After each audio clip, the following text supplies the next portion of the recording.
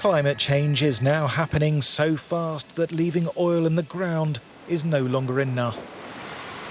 A new assessment by scientists working for the United Nations shows we need to halve our greenhouse gas emissions in just 8 years. But we also need to find some way of removing carbon dioxide from the atmosphere to undo the damage of the past. We are on a fast track to climate disaster. Major cities underwater, unprecedented heat waves, terrifying storms, widespread water shortages, the extinction of 1 million species of plants and animals. And this is not fiction or exaggeration. It is what science tells us will result from our current energy policies. Nature can be our ally, according to the Intergovernmental Panel on Climate Change. Steert marshes in Somerset cover just 1 square mile, but they remove and store almost 18,000 tonnes of carbon dioxide from the atmosphere every year. Scale that up, plant trees, stop peat bogs being drained, and rewilding could buy us time. It can happen relatively quickly. We know how to do it.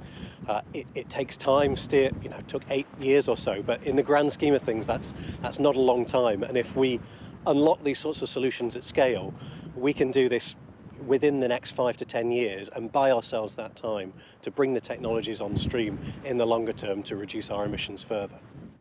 The first attempts are being made to use technology to suck carbon dioxide out of the air and store it underground.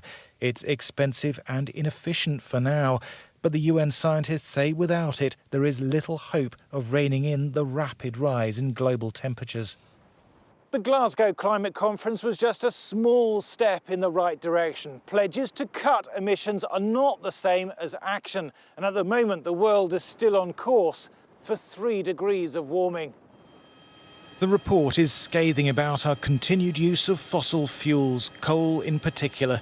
It calls for an even more rapid shift to renewables, more energy-efficient housing, and a rethink of how we design cities so people need to drive less. One of the scientists says it can be done.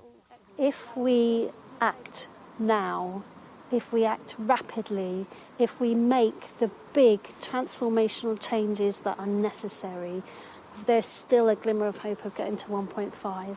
And if we miss 1.5, we still stopped it going 1.6, 1.7, 1.8. So whatever effort we put in will save lives. The report was delayed by 2 days as 195 governments wrangled over the text. The UN chief has accused them of lying over their past climate commitments, and scientists are clear on the urgent need for action. It's now or never. Thomas Moore, Sky News.